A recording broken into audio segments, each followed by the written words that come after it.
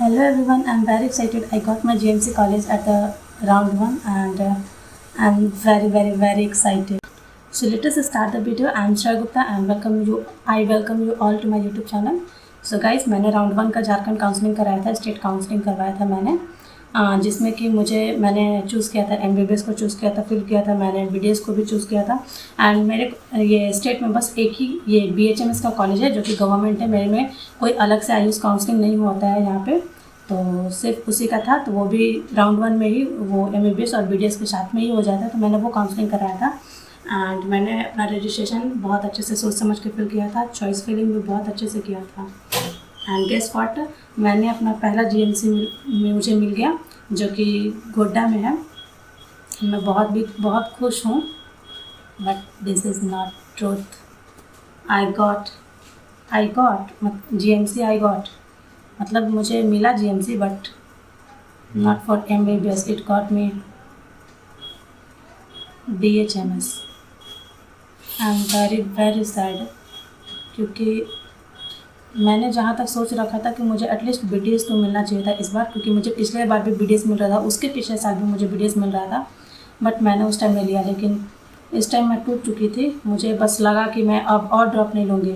Definitely मैं try करूँगी, 2026 के लिए भी ट्राई करूँगी, लेकिन मैंने सोचा था कि मैं एडमिशन लेके ट्राई करूँगी। एंड इसलिए मैंने BDS को भी चूज़ किया था एंड इवन मैं BHMS को भी चूज़ की थी, बट मुझे अभी BDS भी नहीं मिला, जो कि बहुत ही शॉकिंग रिज़ल्ट है मेरे लिए इसका। एंड BHMS मिला, तो पता नहीं अब मैं क्या करने वाली हूँ, क्योंकि मैं पार्शियल ड्रॉप लेने का सोच रही थी कि मैं किसी चीज़ में एडमिशन लूँगी, क्योंकि मैंने अभी ग्रेजुएशन भी नहीं किया है।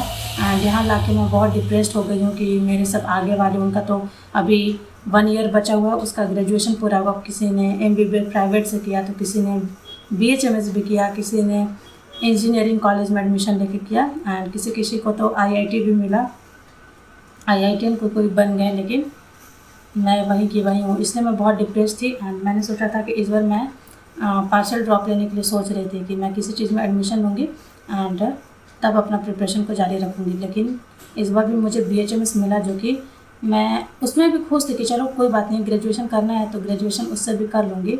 लेकिन जो मैंने BHMS कॉलेज का जो मैंने हाल देखा, कल मैंने उसका हॉस्टल टूर देखा एंड कॉलेज का जो टूर देखा, इतना मतलब अच्छा कंडीशन में नहीं है वो। पता नहीं क्यों यार, ऐसा क्यों होता है हम लोगों के साथ भी, लेकिन पता नहीं, ये मेरे से कम नंबर वाले जैसे कि ST/SC जो होते हैं उन लोगों को मिल जाता है कॉलेज। एंड हम पिछले 3 साल से मेरे साथ ऐसा ही हो रहा है कि मेरे से पीछे वाले, मतलब इवन 300 नंबर पे, 289 नंबर पे कॉलेज मिल जा रहा है ST/SC वाले को, एंड हमारा नहीं मिल पा रहा है। पता नहीं क्यों, ऐसा क्यों होता है यार। देखो, हम लोग, ये बोला जाता है कि तुम लोग का भी रिजर्वेशन होता है, OBC वाले का भी रिजर्वेशन होता है, बट हटा दो ना ये सब, OBC और ST/SC सबको हटा दो, आप कोई भी रिजर्वेशन मत रखो। क्योंकि देखो, हम लोग, सरकार ने बनाया था कि मतलब जो ST/SC जो है, वो पिछड़ी जाति के लोग जो हैं, उनको आगे लाने के लिए बनाया गया था कि मतलब उन लोग भी एक सोसाइटी में अपना कंट्रीब्यूशन दे एंड उन लोग को भी एजुकेशन का इम्पोर्टेंस पता चले। लेकिन जो सरकार का जो एम है कि वो गवर्नमेंट कॉलेज उन लोग को दिलवाना चाहते हैं कम नंबर पे भी, वो नहीं पूरा होता है। क्योंकि देखो, अगर कोई एक भी निकल रहा है उसमें से, तो वो लोग बहुत चालाक होते जा रहे हैं। मेरे घर के आसपास वाले में मतलब एक जो है वो सरकारी टीचर था, ठीक है, एंड उसके मतलब घर से लगभग सारे गवर्नमेंट जॉब लेके बैठे हैं। क्योंकि उन लोग को पता है, उन लोग यही बस बोलता है ना, हम लोग ट्राई करते हैं नीट के लिए कि हम लोग का कैसे 680 प्लस, अब तो 680 प्लस चाहिए होता है, या फिर 650, एंड इस साल का जो ट्रेंड था उससे फिर 600 प्लस हम लोग को चाहिए एडमिशन लेने के लिए। लेकिन वो लोग बस यही एम लेके चलता है कि बस हम लोग को उतना ही लाना है जितना सफिशिएंट होता है, यानी कि 300-400 मार्क्स लेके आ जाओ एंड एक गवर्नमेंट कॉलेज लेके आप बैठ जाओ। तो गवर्नमेंट कॉलेज में भी वो लोग वैसे ही पहुंच गए हैं, उनके मतलब घर के सारे लोग ही गवर्नमेंट कॉलेज में पहुंचे हुए हैं एंड हम लोग अभी तक वही हैं। पता ही नहीं चलता ऐसा क्यों हो रहा है, क्योंकि सरकार का जो एम है मतलब पिछड़े जाति लोग को लाना, वो लोग नहीं बढ़ रहे, बस जो आगे बढ़ गए बस वही लोग और आगे बढ़ते जा रहे हैं। एंड वो लोग कुछ जो है मतलब इतने पिछड़े जाति के हैं, मतलब उनको ये सब की ज़रूरत है, लेकिन वो लोग के पास अभी इतना एजुकेशन नहीं पहुँचा है कि वो लोग मतलब इतना माइंडसेट उन लोग का नहीं चेंज हुआ है। एंड जिसका जो हो गया है वो लोग ही बस बढ़ते जा रहे हैं। मतलब अभी तुम सोचो, इस मेरे जो मैं जहाँ रहती हूँ उस एरिया का सबसे अमीर लोगों में उनकी गिनती होती है, एंड वो सब बस रिजर्वेशन के कारण ये सब रिजर्वेशन हटा दो यार। मैं तो यही बस सोचती हूँ कभी, मतलब बहुत गुस्सा भी आता है कि ऐसा क्यों हुआ हमारे साथ ही। आखिर हमारी क्या गलती है? हम लोग इस कास्ट में जन्म लिया तो इसका हमारे में क्या गलती है? ऐसा नहीं करना चाहिए था उनको, सरकार को। पता नहीं क्यों नहीं हटा रहे। एंड अभी एक मूवी आया था, क्या नाम था उस मूवी का, धड़क 2। उसमें दिखाया है कि ST SC वालों को मतलब और रिजर्वेशन हटाना नहीं चाहिए, उन लोग के लिए अच्छा है।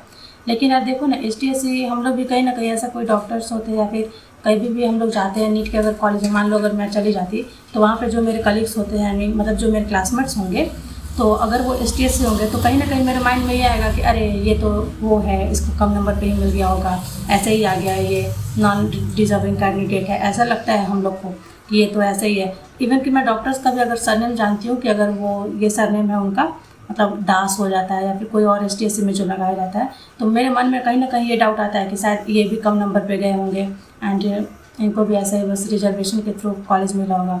लेकिन ऐसा क्यों ही करना है? अब तो हटा दो।